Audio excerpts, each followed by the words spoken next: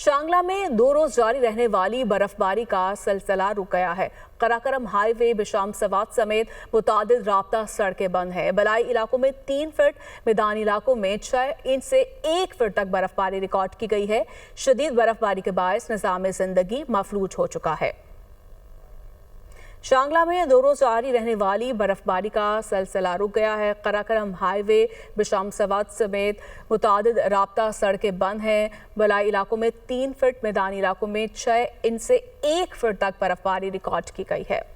शांगला में 2 रोज जारी रहने वाली बर्फबारी का सिलसिला रुक गया है। कराकरम हाईवे, बिशाम सवात समेत मुतादिद राब्ता सड़कें बंद हैं। बलाई इलाकों में 3 फीट, मैदानी इलाकों में 6 इंच से 1 फीट तक बर्फबारी रिकॉर्ड की गई है।